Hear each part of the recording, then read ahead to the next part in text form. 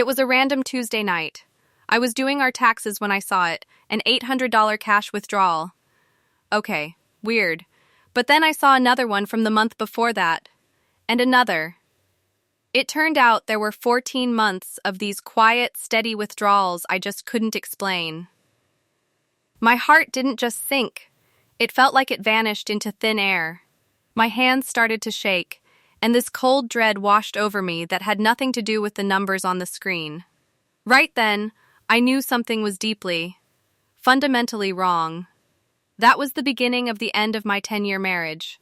Before that Tuesday night, our life was, well, normal, comfortable. We'd built this whole life together, a home. We had our routines, our inside jokes, a shared history that felt rock solid. But the crazy part is, looking back, the signs were all there. They were like tiny hairline fractures in a vase that you don't even notice until it shatters. The late nights at the office started piling up, always with a believable excuse. His phone, which used to be left lying around anywhere, was suddenly glued to his pocket, always screened down, and protected by a new password for work security. But the emotional distance? That was the worst part. It felt like I was talking to him through a thick pane of glass. He was there, but he wasn't there. His mind, his heart, was somewhere else. I tried, I really did. I'd ask, "Is everything okay? You seem so far away." And every time I'd get some version of the same dismissal. "I'm just stressed with work.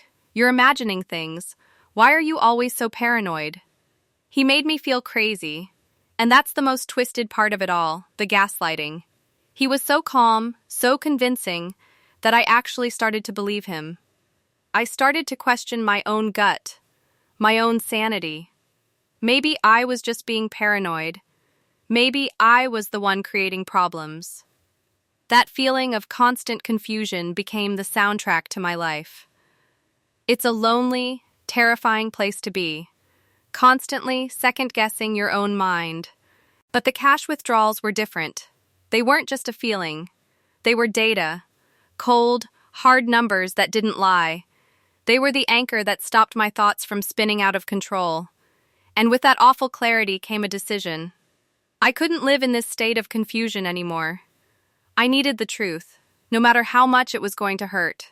So that night, after he was asleep, I sat in the dark of our living room and typed words I never in a million years thought I would. Private investigator near me.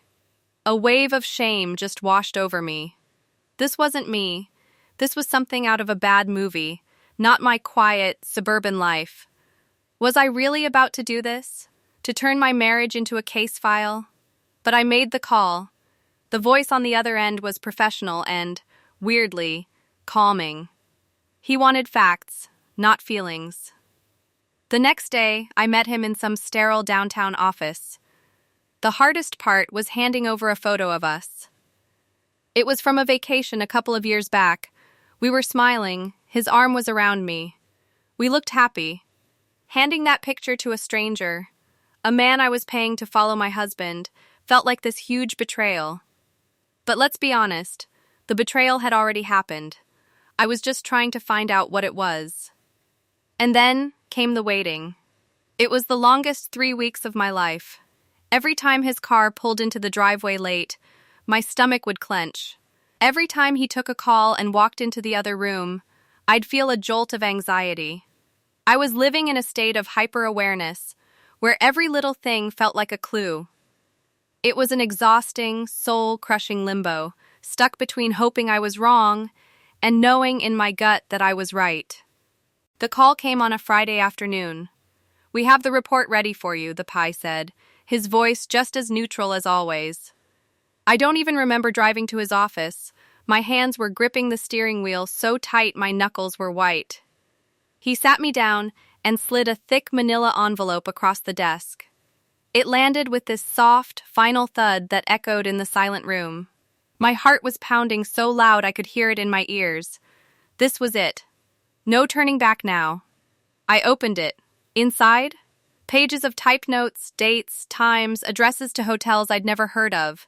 And then, the photos. The first one was blurry, taken from far away, but there was no mistaking him. He was walking into a restaurant with a woman, laughing. My breath caught in my throat. I flipped to the next page. A clearer shot. Him, leaning over a table, her hand on his. And then the last one. A timestamp in the corner from just 3 nights before. Him and this woman, kissing under a street lamp before getting into a car together. My world didn't just shatter, it completely dissolved. It was like a trauma bomb went off right there in that quiet office, blowing up every memory, every promise, every I love you from the past 10 years. The air left my lungs in a silent scream. This wasn't a suspicion anymore. It was a fact, in color-printed photos. He had been living a double life, and I was just the clueless audience. The shock was so physical, I honestly thought I was going to be sick right there. That night, I didn't sleep. For the next week, I barely ate. The pain was a physical weight on my chest, making it hard to breathe. If this story is resonating with you at all, if you've ever felt that pit in your stomach, that moment of betrayal, please consider subscribing. This is a journey, and I'm learning that sharing our stories is a huge part of how we heal. And drop a comment below. I'd love to know if you've ever had to trust your gut over what someone was telling you. I basically floated through that weekend like a ghost. The pies report just sat on my nightstand, a toxic thing I couldn't look at, but also couldn't throw away. Then Sunday evening, he walks in the door whistling and asks what's for dinner. And just like that, something inside me snapped. The fog of shock burned away and was replaced by a cold, hard rage. I didn't scream. I didn't cry. I walked into the bedroom, grabbed the envelope, and calmly placed it on the kitchen island right in front of him. "I think you should look at this," I said. My voice was steady in a way that even surprised me. He opened it. The silence that followed was the loudest sound I've ever heard. I watched the color drain from his face as he flipped through the pages. He looked up at me, his eyes wide with panic. First came the denial, weak and sputtering. "It's not what it looks like." And when he saw that wasn't working, it flipped to anger. At me. "You had me followed? You hired a private investigator? How could you do that?" And that reaction? That was all the confirmation I needed. There was no remorse, no apology. He just blamed me. It was in that moment I saw him clearly for the first time. The affair was just a symptom. The constant lying, that was the disease. And you know what's weird? A sense of peace just washed over me. The fight was over. The agonizing uncertainty was gone. I knew exactly what I had to do. "I want a divorce," I said. The words felt foreign, but they also felt like the truest thing I had said in years. And as I said them, I felt this mix of pure terror for a future I never planned, and this incredible relief of finally choosing myself. The next few weeks were just a blur of grief and rage. I was mourning the man I thought I married and the future I thought we had. Some days, just getting out of bed felt impossible. But I wasn't alone. I leaned hard on my friends. I found an incredible therapist who actually gave my feelings a name: betrayal trauma. She helped me understand that the anxiety, the flashbacks, it was all a totally normal reaction to a completely abnormal situation. I started journaling, just getting all that poison out on paper so it wouldn't fester inside me. And slowly, piece by piece, I started rebuilding. The most important thing, learning to trust myself again. For so long, I let him make me doubt my own mind. But my gut was right, all along. Honoring that intuition became the first brick in the new foundation of my life. And look, healing isn't a straight line. I've read that it can take 2 years or more to really recover from this kind of betrayal, and some days are definitely still harder than others. But you know what I've discovered? The end of my marriage wasn't the end of my life.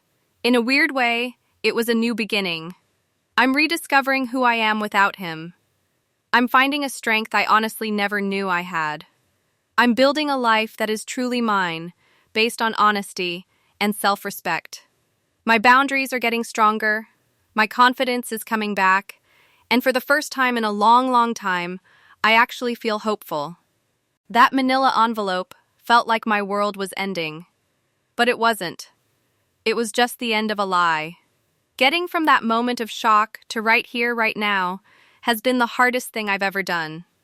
But I've learned that the truth, no matter how brutal, is the only thing that can set you free.